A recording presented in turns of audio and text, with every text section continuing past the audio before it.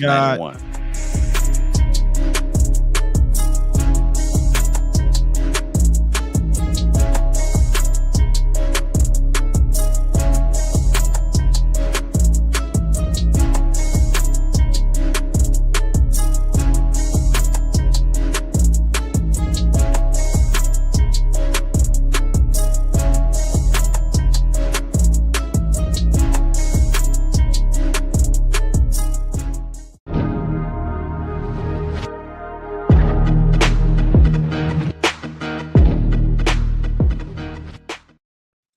All right, we looking official now, y'all.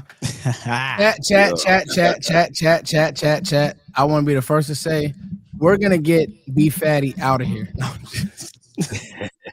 let me no. In all seriousness, though, guys, this is episode number 47 of the Cowboys Collective. We got John Machota coming in hot. You guys know that we always start with John Machota, but when I tell you guys this is going to be a loaded show, yes, we are tardy. We do not support being tardy, but at the end of the day, our goal on the Cowboys Collective is to get you guys the best information and have the best conversations. We want to make sure that we do that, and we don't want to always have to go back, restart the show. So we did that for a reason. You guys pivot with us. Sometimes you got to call an audible. This is going to be a loaded show, and as always, we are going to start with John Machota. Real quick, episode 47, Lawrence Vickers. Oh, yeah. Yeah. Oh, wow. That boy went into his bag with that, you know. Yeah. It's pretty thin, 47. Very. Now the next episode, we won't have any problems, but, you know. Yeah. Anyway, here we go. Here's Johnny. Yeah, so I just got back to my hotel room from the practice with the Los Angeles Rams, and then after that was over, Jerry Jones talked for about 10 minutes. So there's a lot to get to. To just summarize kind of the Jerry thing, I would say is that both sides seem very dug in. And I really don't think this is a Micah Parsons Dallas Cowboys thing. I think this is a Micah Parsons Jerry Jones thing. I think this is between the two of them. They're both pretty dug in on their ways. And so the most noteworthy thing Jerry said today is that he just said that he doesn't know for sure if Michael will be out there week one, because that's bigger than just him, that Micah's got to want to be out there too. So that's kind of where that's at. We can get into that, but I just want to give you the Cliff's notes on that. Wow. The other thing I would say from the practice is I watched the offense the entire time. Joe Milton looked really good to start practice, and then he hit his hand on a helmet and hurt his thumb. So it's more of a precautionary thing to take him out. But like they did different tests on him and stuff. While the first group was going, and he could have went back in. But they wanted to err on the side of caution. But, man, like the way he started out reminded me a lot of his game for the Patriots, where he just looked real comfortable and had probably the highlight of the offense. And it was a deep ball to Jalen Brooks right down the middle of the field that and it was very early in practice, too. He just didn't look phased at all, just got out there and put it out there in front of him. And we haven't really seen that deep ball from him in the practices. And so that was good to see. And he had a nice throw over the middle to Kevontae Turpin. That would have been a big gain in a game. And so that stood out to me. The other thing I would say is that the run game looked awful. Like it just looked so bad. I mean, there might have been 2 or 3 decent run plays.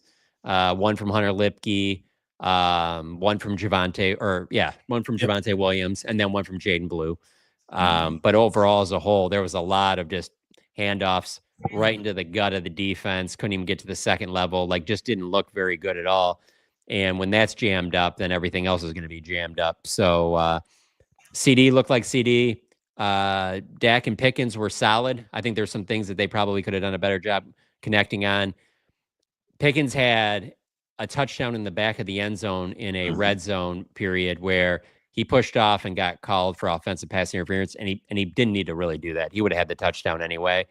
He didn't need to create the extra separation, but he looks the part. This is probably the last time we're going to see them before the regular season. I do not think they're going to play in the preseason, and when I say that, I mean Dak, CD, and George Pickens. So not a lot of highlights. Not a great day out there. No fights. I think that's a positive. Right. That's obviously happened in the past when the teams have practiced together, but The biggest one to me is that there was just nothing in the run game that made you really excited about anything. Right. It is nothing, to be fair, to the running backs. Nothing that they could do on some of those plays to make it even better. The right side caved in so quickly that the opposition was there before the handoff. So it made me sit there and think, like, John, is this usable for week one, or are we going to have that all fixed out? Because even Tyler Booker was getting pushed back a little bit. What's your thoughts on that? Yeah, I mean, just because, like I said, I can see Booker playing in the preseason, and I can see some of the other guys, but are you really think you're going to see Terrence Steele and Tyler Smith? I don't. I mean, you're going to need Nate Thomas out there because you need him getting as many reps as possible. It was good to see Guyton out there walking around. He sounds, I mean, from what I've heard, from what he's told the team, he sounds pretty positive about where he's at right now. That still doesn't mean he'll be ready necessarily week one, but he seems to be trending in a good direction. So I still would go in with your game plan week one that was Nate Thomas as your left tackle. So I wouldn't be super confident, but it is Cowboys Eagles, and that's why when they play each other, that they're usually pretty close games. So we'll see. But the other part is too, let's not act like they were showing everything that they had. I mean, they're going to keep it pretty basic out there. But yeah, the offensive line in the run game, for me, just watching the offense, that's where I have my concerns. There'll be plenty of plays for CD and Pickens and Ferguson and Kevontae Turpin. And even Jalen Tolbert was really solid the times he was targeted. But it's that run game is the one where I'm just like, man, there's a lot of questions there. And then, of course, today they didn't have Miles Sanders, so he's still not back yet. That's obviously part of it. Can you go into details of what's going on with Miles Sanders? Because I haven't heard reports, and I got some information, but I want to know from you first before I say anything. Yeah, I haven't heard anything like real detail. I thought I believe it's a hamstring, but nothing like he's going to be out for like a long time or anything like that. Thinking of that, Brevin Spanford was out there walking around, which is a good sign because he had been in a walking boot, and so he's not wearing that anymore. So maybe he's not that far away. And so, but no, I don't know a timetable for when Miles Sanders could come back. I was told that he would not see the field again until we're back in Dallas. I mean, and I think that's fine. I mean, give Jaden Blue more looks, give Phil Maffa more looks. I mean, I don't think that Miles Sanders is a vet, you know what you got in him. So I think a lot of those things are precautionary, Okay. I'll say this. I mean, that's a decent amount of time to be out. And yeah, he's a vet. He's one or two vets that I don't know if they'll carry to. I don't know. We'll see. And Javonte Williams, again, run game wasn't great, but he did have a highlight play per se where you saw that, okay, this is what we're waiting for with him to get pads on. He put his shoulders behind those pads and bowled over, I think, one of those DBs. So if he's not going to play, I feel like Javonte will in these preseason games. And if he puts a good, foot forward, they may have to make a tough decision between them. I say tough, neither of these guys move the needle, but from a veteran standpoint, you're going to need one of them, I think, to start this season. So these running backs, I don't think I know you can't control injuries, but man, it's unfortunate when you get hurt because this backfield, nobody is guaranteed a damn thing. So you got to be out there, and it sucks for them. The offensive line, I want to stay there. What I know about offensive lines is they need to play in the preseason. Like those guys, and I'm glad that this happened because if John Machota could see it in Law, we were talking before the show, Scott. The first thing he said was, "Hey, man, that ain't it. Run good, yeah." But well, you know what, Law? They need to be out there maybe some into the third quarter, and I'm talking about Tyler Booker because at the end of the day. It's one thing when you're doing board drills amongst each other and, thudding up. No, you need to get your wind. You need to understand the blocks. You need to pick up stunts. You need to do it over and over and over again. You need to come off the ball over and over and over, especially because now, right, week one, hey, Booker, you are going against a D-line better than this. Yeah. So that is, outside of the Pickens and I'm now thinking, okay, that needs to be I really want to see and hear what Shotty's thoughts are because I do know this. A few preseason games and we kind of get things to flip and they get physical, I think it could be better. I don't expect them to run for 150 yards versus the Eagles. Right. Like that was never going to be the game. The game plan to me was going to be pass to set up the run, but it doesn't need to look.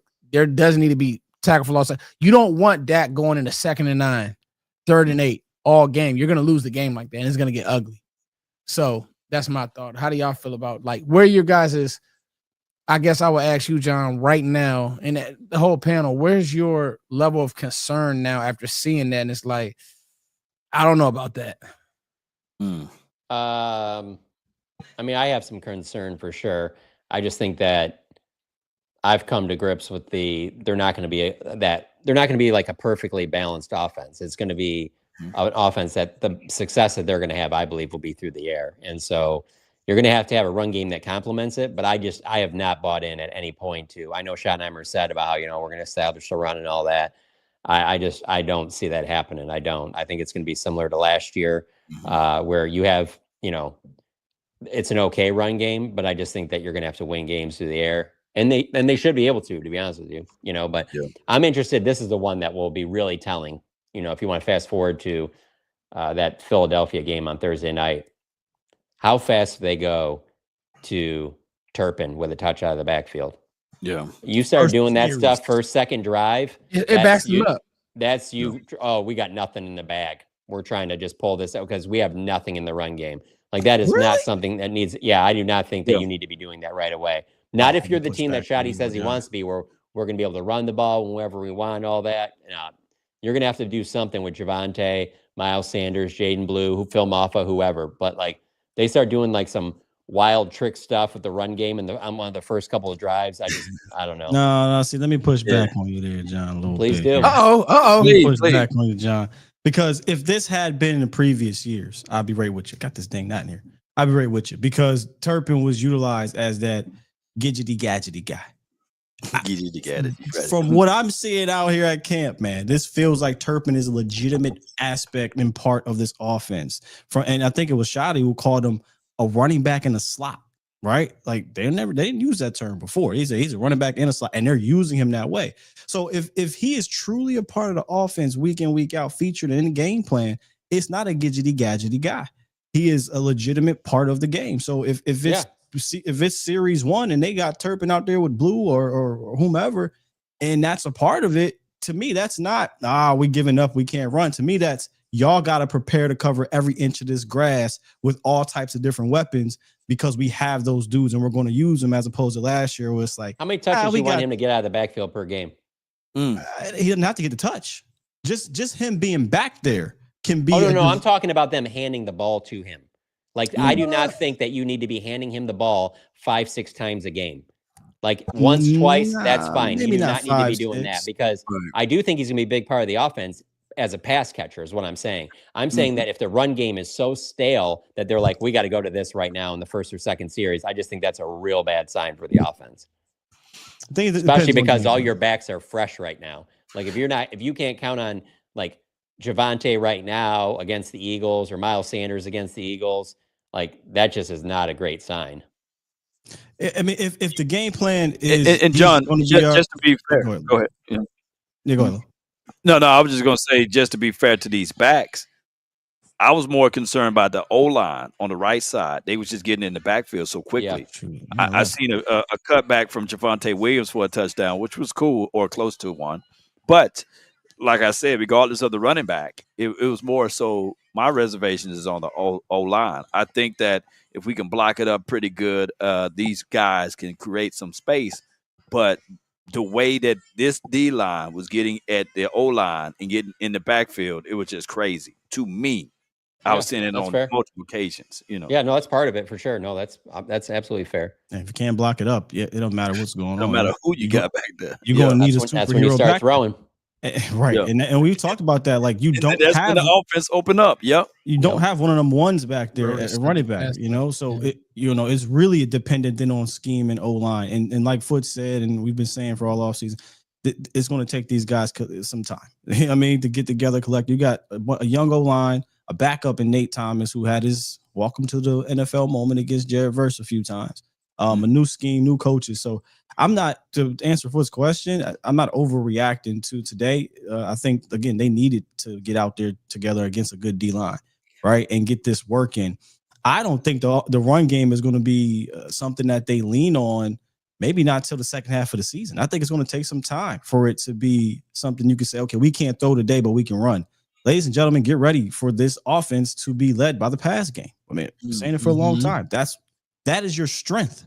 It's the pass game, and you need that to open up the run game. And you hope by the time you get to the playoff situation that you have enough confidence to be able to then lean on the run game. But right now, I don't think anybody has that confidence just yet. Yeah. And again, I think that with the line being still kind of young, right? Cooper Beebe's still a young player. You're only let's really talk about the line. Who do we really only feel confident about? We feel confident about Tyler Smith. We think that Cooper Beebe is going to be. I feel confident in Cuzzo, but go ahead. It's still. I feel confident about Terrence Steele, and we want Clayton Adams to work wonders, but there also has to be now the realistic part of it. And I want to say this: that Rams D line is a great litmus test. It is. Across the board is really, really good. Jared Verse is going to be an all-pro for a while. Braden Fisk is really good. They're loaded. This is a good test. Jump in the fire, see where you're at. I think Dallas did some things in the pass game, but, run game, it was tough. But I do think it could be – now, let me ask y'all this. Do you think this line could be a line, John, that as the season gets on, Sky kind of alluded to it, it gets better.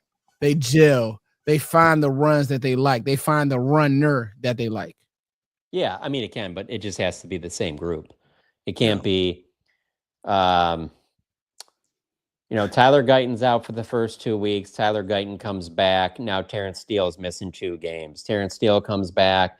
Tyler Booker's now out for 3 games. And, and now TJ Bass is working and all that. And we've just seen, what I just described is almost all of the McCarthy era. Yeah. When did McCarthy have that first offensive line week 1 that he had at the end of the season? Heck, I think he thought when he took the job that he was going to possibly have Travis Frederick, and then that didn't happen. So if you tell me it's that same group all season, yeah, no question, the longer they play together, the better it'll get and the more in sync they will be. But they've already had a decent amount of injuries. When I arrived here in California, I was like, this is the deepest the Cowboys offensive line's been in probably, 2 or 3 years, and just with all the injuries, I never would have thought entering camp, you would have been like, oh no, they're going to bring back Lyle Collins, Right. So the injuries have obviously started to stack up over there. But no, if you tell me that the first team that we expect it to be stays healthy and that's the offensive line throughout, yeah, they will absolutely get better as the season goes on. No doubt. I agree with that. I agree. Yeah. So moving on, I want to go back to this Micah situation. And I want to play a little game. All right. And I guess it'll be not really a game, but concern-o-meter, right? Because I'll be honest, and I'm going to sit on the couch, Sky, and be transparent. I didn't think that this would linger this long in the camp. I didn't think that Micah Parsons will write an essay about wanting to lead the Cowboys. I didn't think any of this, and it's happening. And you guys know that Foots doesn't feed in the drama. I don't want to talk about this, but this is what the fans, they're interested in. They want to. I honestly don't know how we could do a show and not talk about it. That Micah Parsons tweet is the most notable Cowboys post in the history of social media in the Dallas Cowboys. Right. There's not one that's bigger than that. Easily. And so, John, let's stay right there. Let's talk about it. First of all, the tweet came out and there's so many sides of it, right, John? I no longer want to play here. Is this bargaining? Is this a leverage deal? Does he really no longer want to play here? Let's just stay right there. What was the biggest thing that you took from that message? I'll start with Sky. I mean, it was unfortunate. It was like, come on, man. I wish it didn't have to come to this, but this is his last lever to pull of, if you want to call it leverage, if there is any leverage when the team owns your rights for the next 3 years. But that's what happens when you have a rookie contract. You don't have a leverage. You don't get a chance to negotiate your rookie contract. You're at the mercy of the team for, if you're a first round pick, upwards of 7 years, I believe it is 7 years. They can franchise tag you twice. So I think it was just him pulling the lever. But I also do think there was some realness to, him being hurt. And we kind of talked about this a little bit behind the scenes of having to do this. I don't think he wanted to do this, but I think this is what he believes he has to do to send the message to the Joneses that, hey man, we're not going to do this with me. This may have happened the previous 10 times, but with me, no. So that, to me, the initial emotion that came over me was, damn, this is unfortunate it had to come to this. But then it was like, okay, this is just what he's doing. I think he will still get paid. I just hate it had to come to it as all. Good stuff, Scott. Yeah, the levers left now are he can leave camp and get fined $50,000 a day. And then the next one after that would be to not play in actual games. And obviously then he will not get game checks. So that would be wild to see that happen. And I just keep going back to, as we've talked about before, with the way the schedule is set up, like, especially with the new coaching staff, the schedule of it, like, this team has to get off to a fast start. Yeah. And so you can't really be risking, because here's my other thing, like, this can't be the Dak deal where it's like 3 hours before they kick off against Philadelphia. He needs to be practicing. This is a new defense, Yeah. And that's the part where you're just like, I don't know who's going to give in, but obviously somebody has to call somebody. Like, somebody has to start talking. The positive I'll say in all of that, though, just in my time covering the league, is that all it takes is that to happen and come together real quick, like within hours. Like that, someone makes a call, you give a little here, they give a little here, next thing you know, they're holding up, the Ziku t-shirts, and all that stuff's behind you, That's the thing with Micah, though. That's what's so tough for me with Micah, is that Micah just talks and says so much stuff, much like Jerry does. And so you're just kind of like, how dug in is this? To give you an example of what I'm saying, was I stunned when I saw him put that out? Yes, because I didn't think that he would play that card for another week or two. And I did not think it would be as detailed as it was. So yes, that was surprising. But to me, that's not Dak putting that out. If Dak puts that out, I'd be like, oh, Dak's done. He's never going to play another game here. That's absolutely. With Mike, I'm still like, yeah, I don't know about that. Like, I still right now find it hard to believe that he's done with Dallas. That's why I think it's a weapon. Yeah. It's not. I don't want to completely dismiss his feelings. Maybe he does, but I don't think he does not want to be here. I think that's just what he needs to say to do for leverage, as opposed to, man, I hate it and da-da-da. He was literally just saying, I love the fans, I love this, I love that. And all it will take, pick the phone up, get connect. And I'm pretty sure once that legitimate conversation happens between agent and Jerry, it'll get done.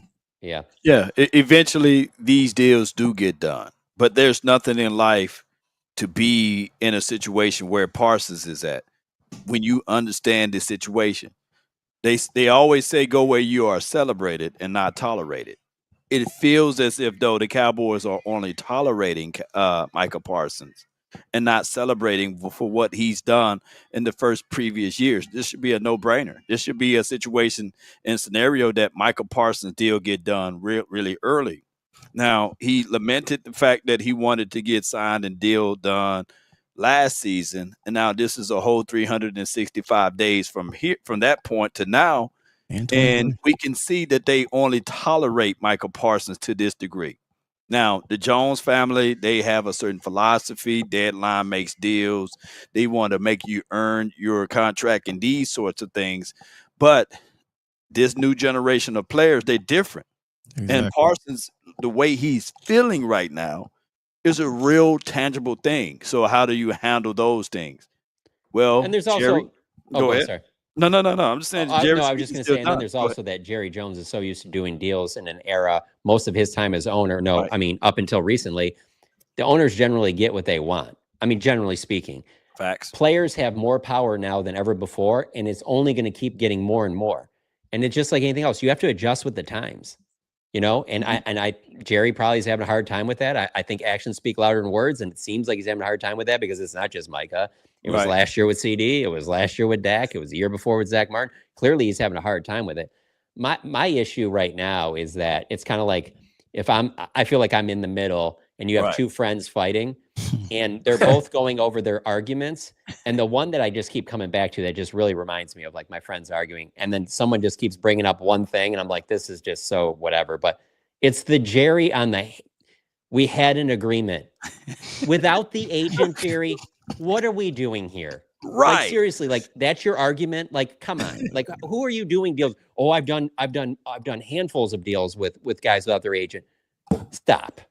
Like you're not going to get hit pen to paper without his agent being involved. I mean, like that's just not going to happen. I don't get that, how he keeps bringing that back up. You get a plea bargain agreement without your lawyer. You know, like you got the plea. Jerry is different, man. It's just crazy how that offends him now that Micah Parsons is saying, "Hey, let me get this to my agent now." And there are a ton. I'm talking about the Cowboy Nation is divided, and they thinking that David Mulugeta is a terrible person, and they're using the whole analogy that T. Higgins cut David Mulugeta to go sign. I with love how another you agent. fall back on that, by the way. Yeah, it's crazy because John, Rocky Arsenault is the guy that represents T. Higgins now. And you've seen that agents do what's best for their players. And Rocky Arsenault represented Ezekiel Elliott, who got his deal done before a whole bunch of other things. But that's a whole nother conversation. So it's crazy that fan bases will pick the Jerry Jones sides of it. It's real quick on that, because I think you guys got a really good feel for the fan base, probably better than I do. If you had to do percentages between Micah, his agent, and Jerry Jones, how do you guys break up the percentage of where fans are putting the most, putting the blame? Like, you think it's, because to me, I think it's like 75, 80% that they're against Jerry. Yeah. Like annoyed with Jerry just because he has this track record of another player. You know what I'm saying? If this is the first one, or even the second one in the last 5 years, I think you've got a little wiggle room. But because it's become every year, I feel like it's at least 75, 80 Jerry. But I don't know how you guys feel about that. It should be that way. But people don't like Micah. People don't like Micah Parsons. People had no problem with his agent until his agent became big name behind Micah Parsons. So now they don't like Micah or Micah's agent either. So I actually think it's closer to divided if you really get the pulse of the nation, because you got the fans who already didn't like Micah. Now they have an even bigger reason to not like him. David Mulugeta is a part of it, so you can add percentage there. Then there's the Jerry aspect too. So I think it might be 33 at this point.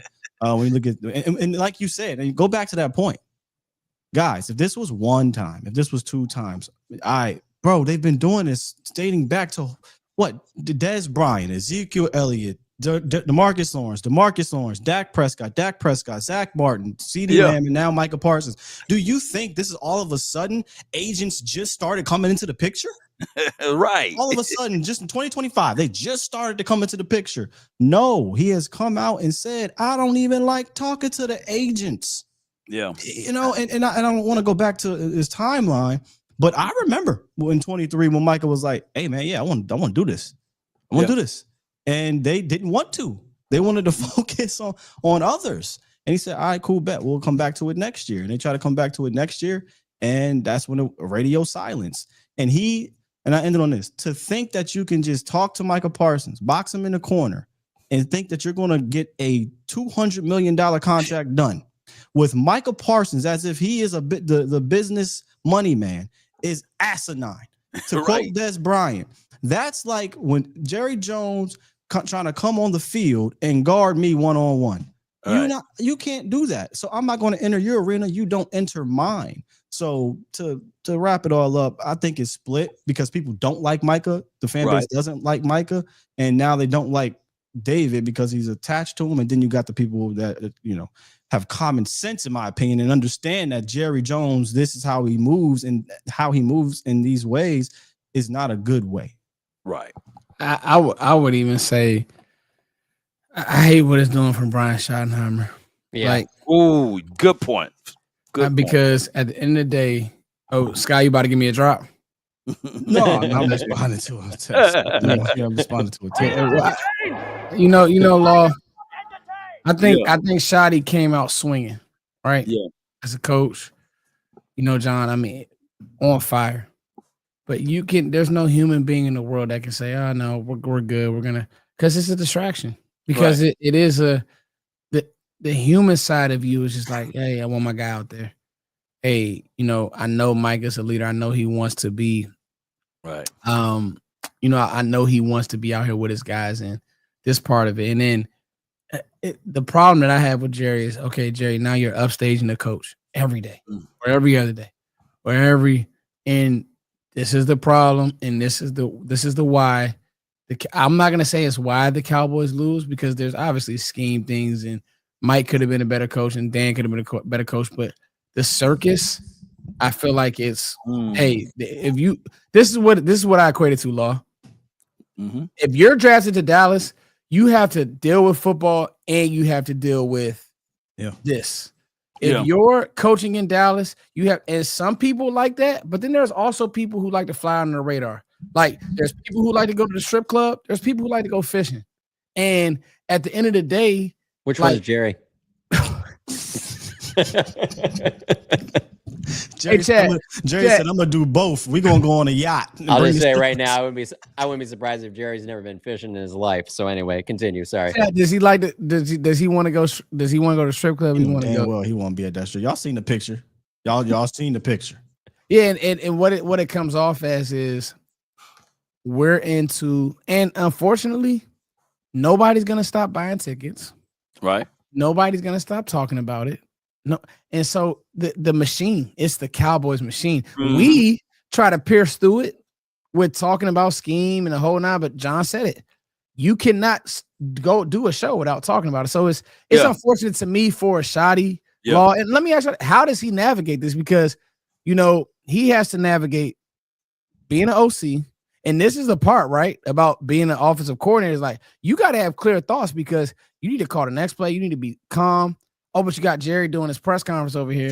Foots to just say this. I know I got long-winded. I'm sorry. No. You good. Just to say this. Shoddy need to be focused on winning these first two games. These are divisional games. For sure. And I truly believe that our focus should be beating the Eagles, not worrying about Micah Parsons' contract, not worrying about other X, Y, and Z things. And unfortunately, Jerry is not allowing him to do that because now we're still talking about Micah Parsons' contract, and we need to have some shape, form, or fashion, some extra help at DB, because if you guys watch the clips, our DBs getting burnt out there from the Rams team, and we need somehow, some way, some shape, form, or fashion to have better O-line play. And I know this is just practice. We're talking about practice, not a real game, but I don't want Brian Schottenheimer as a rookie head coach to be embarrassed week one. I just don't want that. That's real. And we just don't look like, and I'm just being 1,000 with y'all. I know that most people saw that Dak Prescott was precise this day, but he was attacking the field to, in my opinion, east and west, and he was being more cautious with his throws. While when Joe Milton came out there, he sparked and raised up everything by attacking north and south. So that's another thing, and I get it. Let's talk about it. Let's talk about it. Is going into a situation whereas he is overanalyzed, and it looked like he was afraid to make the deeper throws down the field because of that. And I don't know. Maybe this is just me thinking from the outside looking in. But John, what's your thoughts on that? Because he wasn't attacking vertically; he was attacking left and right. What's your thoughts on that, John?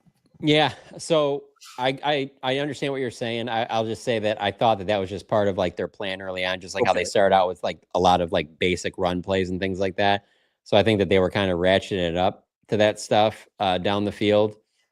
Whereas like Milton, I really felt like he wanted to show off the arm right away. And it was a great throw to Brooks, no doubt about it. But yeah, I don't know. I think it's real hard to have you to go into Philadelphia Thursday night football and you got CD on one side and Pickens on the other, and you're just going to go east-west. I think you go east-west over and over again to set up north-south. I think that's how it'll be. I just don't see them coming out in any of these games and just automatically deep shot on the first play. I mean, they might, but they might. Yes. I think there's a lot of things that can be opened up east-west, and then you hit them with the north-south. So I think that's part of it. But the thing with Milton is that we just haven't seen him go with the ones, you know what I'm saying? Right. And go against other ones. So probably Joe Milton, there's a part of him that feels really confident throwing against other teams' twos and things like that as well. Because, yeah, now that you say it, I'm trying to think, because he wasn't in there very long before he hit his thumb. But, yeah, I just don't remember him really putting the ball in harm's way either. I mean, he just looked real solid when he was out there. He looked real comfortable. And I say that because they're just things that have happened in practice where you're like, yeah. I don't think he can hold on to it that long, like in a game. Like he'll just get sacked or whatever. And I don't know if it's just because it was more of a game speed that it sped him up, but he just seemed more comfortable, like playing in a game. Kind of like, to be honest with you, a lot of Dak has been that way for me. Like there's times out of training camp over my time covering the Cowboys where I'll be like, yeah, Dak didn't really look great there, you know. But then like in games and stuff like that, he raises his game to a higher level. Facts. And that could be a Milton thing too, because he just didn't seem like he was hanging on the ball. Probably because he couldn't. He had another team's pass rush coming at him, and so he had to get rid of it. But I thought Milton looked really good, but I didn't think that Dak looked bad or anything like that. I just didn't think that. Yeah. I didn't think there were a lot of a lot of great opportunities that he missed on or anything like that. Right. And I just don't want people to think that I'm beating up Dak Prescott. I'm just saying that's just where the practice is going. And just like what John lamented is the fact that Joe Milton is going up against the twos. These are not the ones. And that's what I'm just pointing out. Well, here's the no, but I mean, you're not off, Law. I mean, I thought he'd take a couple more deep shots early too, just because I keep going back to I walked into that practice going, this is the last time we're going to see them like this before Thursday night, you know? And so that's why I was like, oh, I could see them, whatever. And they really didn't have that there. So there is that part of me where I'm like, well, maybe they also didn't want to show any of that yet, you know, because of the fact that you're going against another team. Obviously the footage from this is going to be out everywhere. All the other teams are going to see it. So there's part of that too, where I'm like, I could see them being like, all right, we're not going to do all of everything that we have in our bag, you know? Well, let me ask you this then, John. I know not week 1, but week 2 at least. Do you see George Pickens in as well as CeeDee Lamb? Of course, with Joe Milton throwing the ball to them. Because what I'm seeing, too, is that 81 is getting You talking about preseason? Preseason. I'm talking about preseason. I thought you said week. I meant week. Preseason. I'm talking about preseason. Yeah. I did see Mingo work himself from like the twos to the ones, right? I've seen that this could be the situation, the scenario that Tan Holden, that they try to hold him out a little bit because he's just that nice to me. And he didn't get no work in today. So I'm sitting here thinking like, is this the time to say, hey, Tan Holden, we got you. We want you, but we're going to have to stash you. We can't prevent you. We can't show you to the world in preseason. Yeah. I don't know why. Good. Yeah, I don't know why we didn't see him today like we've seen him in these other practices. He's stood out in almost every single one. But when you bring up the receivers, I just have to say, like, none of it has changed for me. Like, it's the exact same lineup that I had pretty much coming out here. CD is 1, Pickens is 2, Jalen Tolbert is 3, Kevontae Turpin is 4, and Mingo's 5. Why has none of that changed, John? Because I disagree. I don't know. For me, that's just how it's been when like I've watched them. I just feel like I think Mingo's been fine, but Mingo hasn't done enough to jump Turpin, and Tolbert is just like he hasn't been anything like exceptional, but he's been really solid throughout, and he's always going with the ones. So like do you think you see more Mingo with the ones than Brooks though, to a degree? I do, yeah. Oh yeah, okay, yeah, and then really with Brooks has just started coming on recently. Like he had the catch today. He had a couple nice plays the last practice and that. He's been coming on lately. Whereas like Mingo, I noticed stuff about him like earlier in camp where you're like, yeah, that size and that, like there's no way that they're not going to find a way to utilize him at some point, you know. But generally speaking, that's what they do. They come out, the 1-1s are usually, obviously CD and Pickens. And then that third guy up has been Tolbert. And then when they rotate some of those guys out, the next group is usually it's Tolbert, Turpin, and Mingo. And it's been like that most of the way. So I've done, nothing's changed for that with me. My thinking right here is this, John. Yeah, it hasn't changed, but is that necessarily right? Because I'll be honest with you. So here's what I'm thinking. If, let's say, God forbid, CD or Pickens were to go down, right? Mm-hmm. One or the other. I don't think Tolbert gives you anything. Like, he's a good player, but just don't think he gives you anything extra than what we like. I know because I watched the film on Holden. He can separate as a route runner. He can find windows. He can give you something after the catch, and he's a spicy blocker. How you gonna get him? How you gonna get Tolbert involved? As far as like, I mean, honestly, it's just this is the only issue I got with Holden. Break it down. So unless something like major changes, I think those 5 I said are already on the roster, no doubt about it. 4 of those guys aren't doing anything on special teams. So that leaves you with Turpin as a returner on special teams. That other receiver has to help. So what can Holden bring for you on special teams? If he can prove that he can do that there, then yeah, they'll bring, but they're not going to carry a 6 wide receiver. That's not going to give them anything on special teams. So that's the only part with him. But I will say this too. There's a lot of hype behind Trayshawn Holden. And so it causes other people that cover this team to be like, I think everyone's like kind of blown out of proportion. Here's what I've found is my best way to describe what Trayshawn Holden's been out here.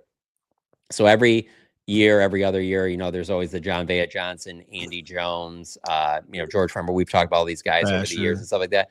To me, to me, there's no doubt he's better than all of those guys. This is not this is just a hot camp name, whatever. When the pads come on, they kind of fade. No, he's been showing up every practice. So I think it's for real. He would be 6, by the way, if I was going to say like my next. I would have him. He has shown me more. Now Brooks lately, like I said, has come on, but he has shown me more than like Ryan Flanoy and I think Cropper's been pretty similar to what he's been in previous camps. But I think if I had to pick one, I would go with Holden over him. From what I've seen, you talk about special teams. Looked like Jalen Brooks was out there starting with the Gunners. Him and CJ Goodwin. So that's an indication how they feel about potentially him in his roster spot. So we all think that from a camp depth chart, Holden is the 6th receiver from the depth, because make no mistake, the top 5 are the top 5. Those are gonna be the guys on game days. Right. Those are gonna be, I know, Foots, you're not high on Jalen Tolbert or don't believe he could bring anything, but we're talking about a guy in his 4th year who has a season under his belt, 600 yards, 7 touchdowns, third in the league in red zone touchdowns by wide receivers last year, 3rd with Cooper Rush half of the season. And also has special teams availability. So he is valuable in the room. He doesn't have to be your wide receiver 2 or 3 if you don't want him to, and it bothers you that much. But from a value depth standpoint, that is valuable. Even if he's 4 or 5, you don't just kick that out the room. Well, Dak and Shotty both really like him, and honestly, it doesn't matter who else doesn't.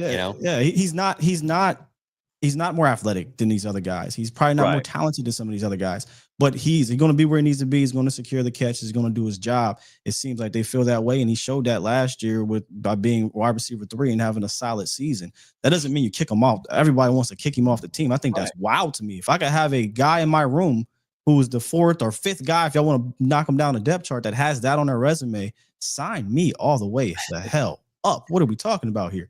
But wide receiver 6, without a doubt, it should be Trayshawn Holden. But with this information I got today from Nick Harris, with Jalen Brooks being on a Gunner first team, that really sparked. I said, what does that mean for a Trayshawn Holden? Because are y'all really trying to sneak him? To answer your question earlier, Law, I don't think they're sitting him out in joint practices or preseasons to sneak him on a practice squad. That would be asinine. He's an undrafted free agent. He needs to play. He needs to actually go out there and prove, and when the bullets are flying, that I am better than him, not just at practice against Andrew Booth. You know what I'm saying? I'm better than him against the other teams. Yeah, Booth catching a stray. So here's my thoughts on Tolbert. Here's my thoughts on Tolbert and Holden. There's probably nobody who wanted Tolbert to take that next jump than me. And I think that those are great numbers too, by the way, Sky. I just look at Trayshawn Holden, and I just look at a guy that, man, his rookie year, like John just said, what he's doing in camp, I don't know if I've ever really seen Tolbert do that in a camp. No, that's a lie. He did it last year. He did it last was an MVP at camp, and we was like, whatever. Because we knew it wouldn't hit. The difference a year make, last year around this time, Jalen Tolbert was the number 1 wide receiver. Right, he was killing everybody, and that's what we was going up against, right? But Holden is a rookie doing this. Trayshawn Holden, I think that potential wise, like ceiling His wise, ceiling is it's just higher. crazy high. I agree. I think And I guess for me, So I why just do you don't guys look think at he didn't get Tolbert as drafted? because he's spitting somebody. These other things. but John, His now confidence you do though, know, John, is through the roof, and that's what I'm buying. I just yeah. like his confidence. John, he do have a sponsor in the building. Junior Adams. Oh, no doubt. Is literally like that's my son. But Law, out there. that sponsor only matters if you can play, and he's shown he can play. He can make some play. And John, what is this from your opinion? It seems as if though before and after the games, Junior Adams only works with CD Lamb and as well as George Pickens on the side. What's your thoughts with that? So are you talking about like early in practice? Or are you talking early in practice, the jugs, the catching, the one-on-ones? It's just them two. Yeah, I think it's just to keep them engaged because you're never going to use them. They're not now like a lot of that stuff that they'll do. The other team, the other part of the team is either doing individual or some special team stuff that they're like, well, you're not going to do any of that anyway. So before we got out here, we started seeing some of that at the mini camp practices. So CD and George will go off the side on like the jugs machine or whatever. Yeah. And I also think it's part of like Shoddy, because this just seems like something that Schottenheimer would do. Like, hey, he's the new guy. You know, let's keep building this rapport that you and CD have together. You know, you guys are going to be so tied into us, you know, our success this season. I want you guys to be around each other all the time. You know, you guys don't need to do this part over here. Go over there, work on the jugs machine, you know, whatever. Like, this isn't, you got to prove your worth or something. Like, it's high school football. Everybody knows who you are. Everybody knows how good of a player you guys are. You guys go over there, do that stuff. When we get into individual stuff, come back and work over here. But I think that's kind of what more than anything, you know, just them keeping them busy instead of just kind of standing around, waiting for like the next part of the practice to go, you know? No doubt.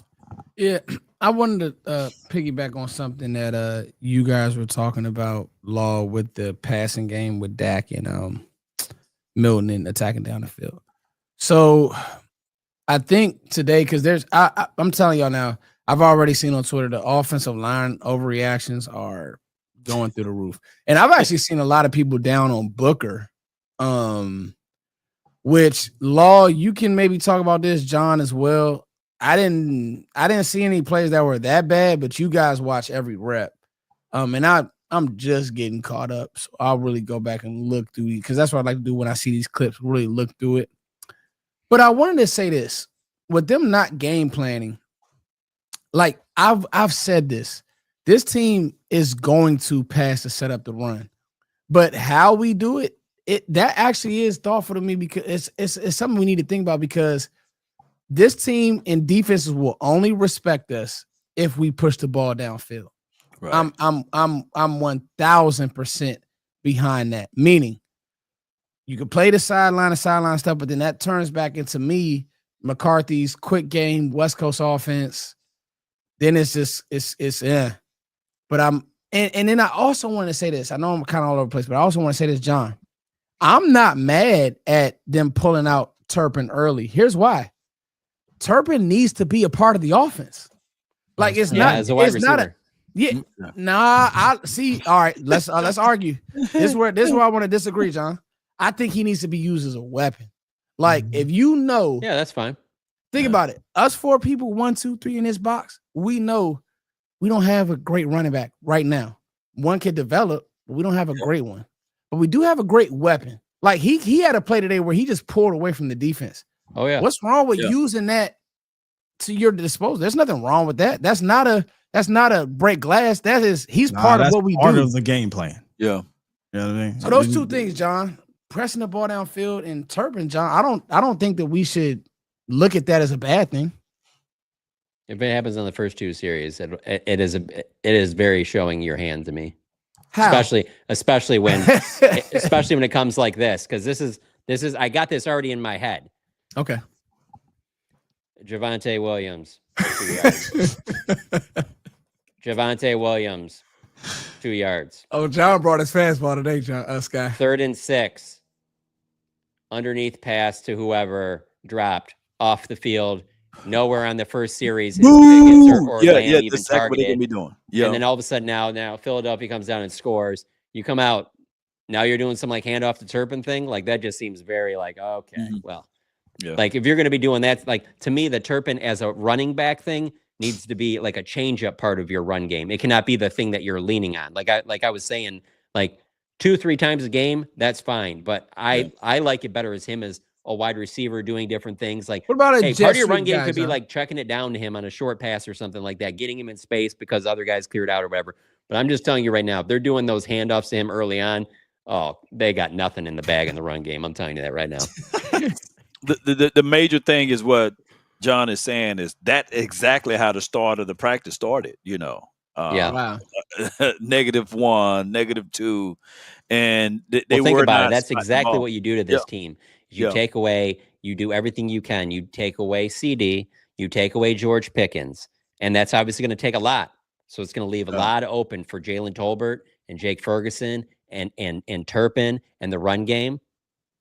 But if that stuff isn't working, I mean, now CD's frustrated, Pickens is frustrated. Like that, if you're an opposing team, that's what you want to try and do. You want to be like, all right, beat us with Ferguson and Turpin and that. And if you do, we'll tip our cap, but we're not going to let you beat us with CD Lamb and George Pickens on drives of 12 plays, 4 passes to Pickens, 4 passes to CD and that. Like, you cannot let that happen. Now, I know it's easier said than done. They're both very, very talented, but opposing teams, that will be what they're trying to do to this Cowboys team. They will not be loading the box.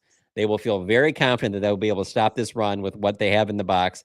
They will drop those safeties back, and they will be like, you are not beating us with these 2 guys on the outside. And now you got to prove that you can beat them with the other that's weapons. Where, and I didn't mention this earlier when we were talking about the horizontal game. Ladies and gentlemen, the horizontal game is going to be a part of this offense. Like, if you go look at what he's trying to build, that's what these other teams do. The O'Connells, the Niners, the Rams, like they know how to beat you horizontal. Go look at Puka Nacua with some of his best plays, bro. It's across the field. So that doesn't concern me that they didn't push the ball against a team that, guess what, they probably put a bunch of safeties back there, like you said, John. So you gotta make them pay. And look, we saw this happen to the best quarterback in the league in Patrick Mahomes. They said, oh, y'all want to play deep ball game. And then teams made him and Andy Reid have to adjust. And that's what they did, was adjust. Now you're going to have to take shots. You're going to have to strategically get into positions to where maybe you can set up a one-on-one on one side and take a shot. So I'm not advocating don't take a shot, but I'm advocating, you might have to be smart about how you do it early until teams start to respect your run game or start to respect, all right, we got two deep safeties, but they're killing us across the middle. They're getting one-on-ones with Jake Ferguson and Kevontae Turpin streaking, and maybe they did some type of pre-snap motion and got Lamb.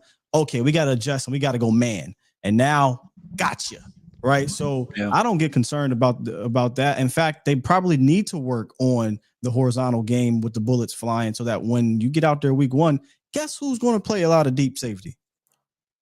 Vic Fangio. So you're not going to beat Vic Fangio's defense deep all game. You're going to have to matriculate down the field or run the ball. If you cannot run the ball and you cannot beat him in the middle of the field, which is tough because they have a really good scheme, like, you're in trouble. Yeah, and Sky, you right on the money with it, because I'm seeing more in this particular scrimmage today of your drags, your underneath or what have you, and your receivers not Sky, stopping. you've been asking for those. Yeah, you've been asking for those, and I always say a body in motion stays in motion, and we're seeing that with Kevontae Turpin. We're seeing that with Jalen Tolbert and Mike Lamb and all of those boys. So yeah, you're right. So week 1, if we are leaning on the fact that we're running the ball, but no, West Coast offense is part of throwing those slants and those drags or what have you. And we may see more of that until this offensive run game get into the proper snaps. Yeah, I just think so. My pushback with John was, I just think Turpin, what you know and what you got from this run game, Turpin has to be a part of the offense. This isn't I don't think it's a gimmick. I think it's real. No. Yeah. I think every game he should have 5 or 6 touches. I really do. If not more. I mean, if they're finding other ways. I mean, you're talking about running, John. You mean just strictly hand the ball off. He's hitting AB gap. You don't want. Yeah, that's what I'm talking about. Just straight traditional. But watch this though. Like he's lined up in the backfield like that. If you want to build a jet series, and I know you're saying traditional, right, John? But if you want to build a jet series, I'm okay. Because that dude is electric with the ball in his hands. And what it does is defenses now got to choose. if you are overhang and you got to, if you letting this fast Turpin get 5-6 yards, hey man, we'll matriculate that. We'll bring that jet motion. Now you start inching down. Now that's Ferg behind your ear. Now that's like, think about what you just said, John. Defenses are going to do what to stop the Cowboys. The Eagles, game one, are going to say, how do we take away Pickens? How do we take away CeeDee Lamb? If Dallas doesn't have a game plan to get other guys involved game one, then shame on Brian Schottenheimer.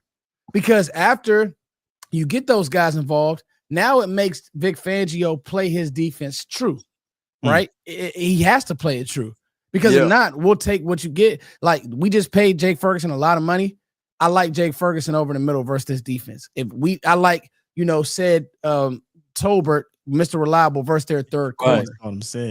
Yeah, I know that's it. You want to play like that. So I just think that the thinking needs to be, for me, John, the thinking needs to be Turpin is a big part of this offense. Now, to your point, running the ball. Hey, week one, I'm not expecting nobody to run the ball well, y'all.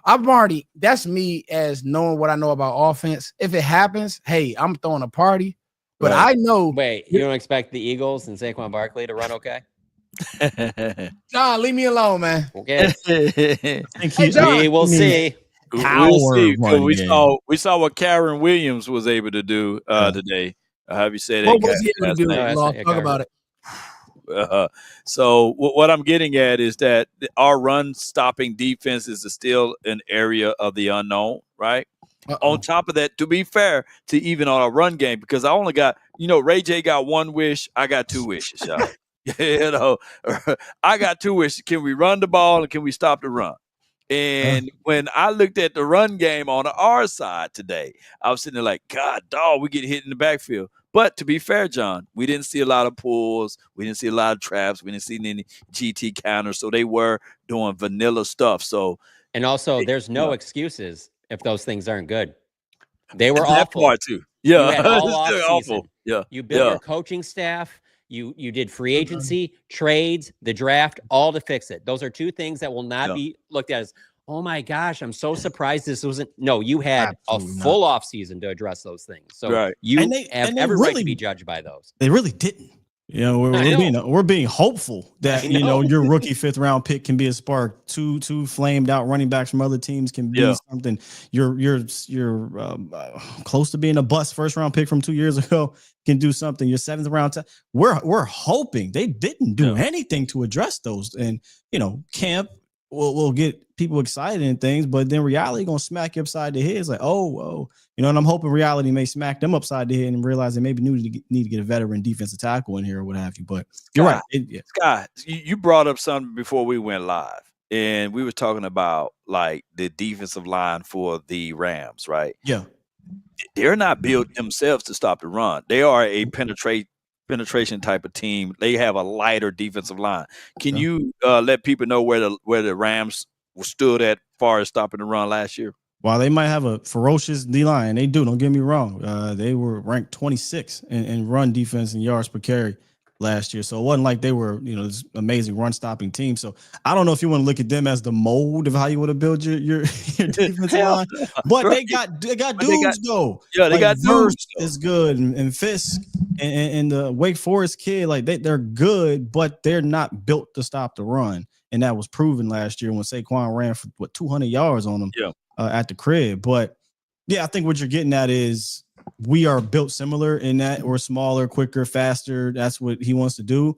I think the difference is, I believe they still have their guy over there that runs a 3-4 hybrid. We run 4-3-ish with some hybrid of things I think are getting a bit more mixed into this. But I think we're trying to stop the run schematically.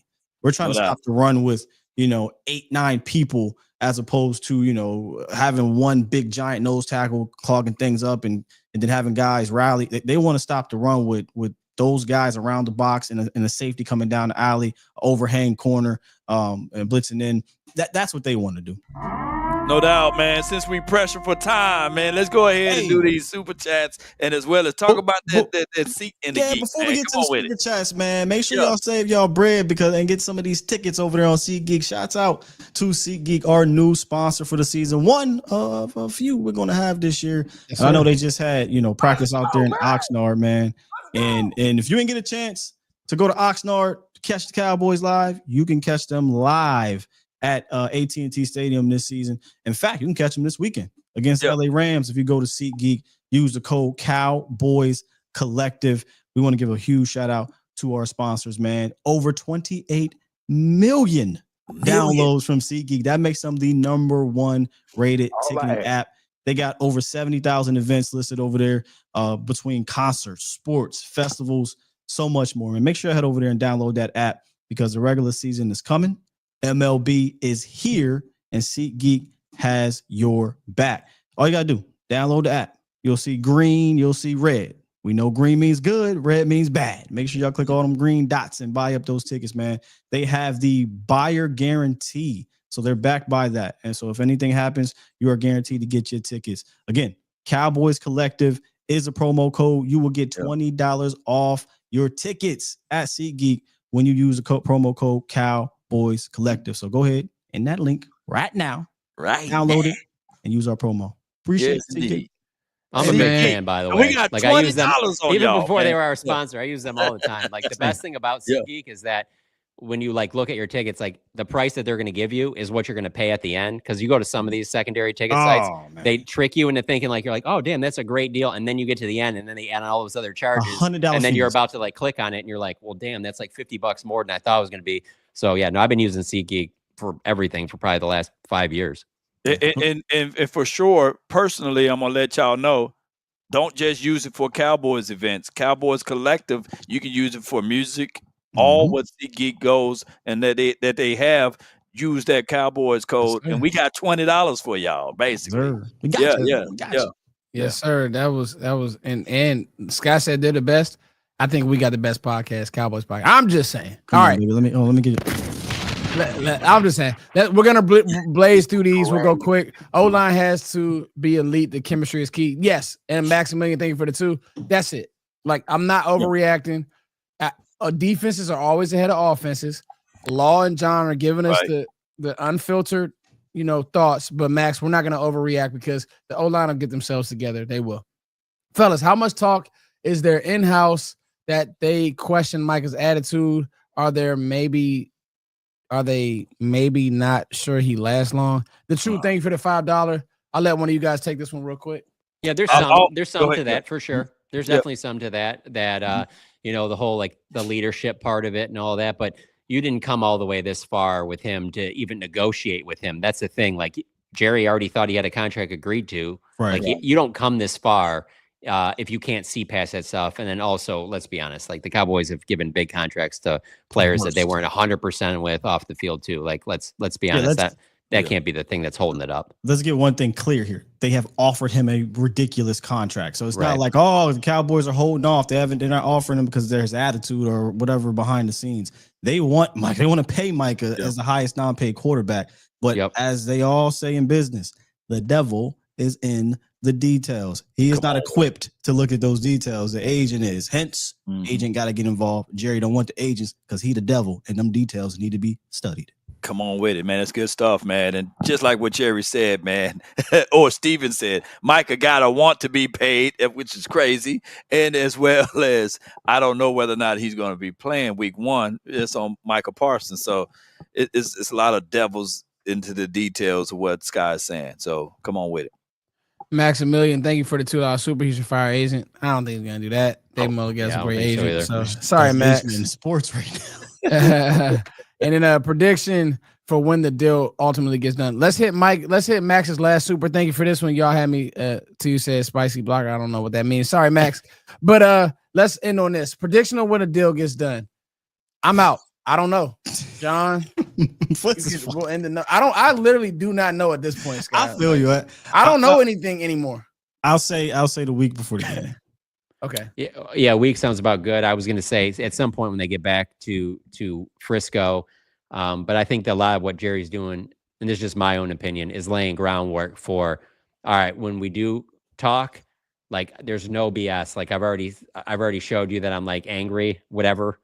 That like, so when we do talk, we're hammering this out. There's not going to be any going back and forth after this. Let's just knock this thing out and get it done. And so I think maybe like the CD thing, maybe it's that week that they get back into Texas and they have those training camp practices there. Still not ideal. You'd rather him be out there, tomorrow, but I think that's what it is. I still believe he'll be on the field week 1. Yeah. Man, I just finished binge watching The Landman, and and my mind is everywhere. I think that Jerry is basically just like that guy that owns all of those lands and got the oil, and he's the gambler and all of this stuff. So I think that Jerry stick to his guns. Deadline makes deals. So it could be a situation that Micah Parsons play on his final contract year throughout this contract, because I just think Jerry's going to play hardball, y'all. And David Mulugeta, he's trying to prove a point. So I just finished watching Landman, so charge it to my mind, not my heart on this one, Yeah, and so we'll see. I mean, honestly, we're all at a loss for words, because I think even hearing, I'll say this, and I'll let you go, John. I know you got a boogie. Guys, hearing Jerry say that today, it does leave a little bit of doubt for me. I can't speak for everybody here. Just saying, he doesn't know if Micah will be on the field. Now, could that be part of the show that they're putting on? But I mean, bro, it's just annoying because he franchise tagged D-Law twice, and D-Law had PEDs and all of that stuff, and he franchised Dak Prescott twice. So I don't know what Jerry's going on in Jerry's mind, But we'll go ahead, finish it up. No, him or Steven. I'm with you 1,000%, Law, and I try to stay as neutral as possible, but it's annoying for a new coach to have to deal with this. It's annoying is the word, because it is a distraction. We can sit here and it's the Cowboys, but now this is a distraction. It is. When these guys live on Twitter, John, this is what it is. He had over 18,000 retweets. It's a distraction. Nikki, Dick, Dez Bryant has gotten this. Is stupid. Yeah. Cowboys are a distraction, period. I'm not screw the distraction. It's a detriment to your team now. Like when you sign up to play for the Cowboys, you're automatically jumping in a distraction. Now it's a detriment to your defense because your best player's not out there with a new defensive coordinator for the second year. Well, not the second year in a row. He was there yesterday. But for the second year in a row, you got a new defensive coordinator and your best player's not out there. So it's a detriment. And that's the worst part about it. And it was just like it was a detriment last year when Lamb wasn't here. And what happened? It took him a while. All right. Hey, Scott, just to echo what John said, there was in 2020, believe it or not, nothing new under the sun. There was a head coach for the first time for the Cowboys.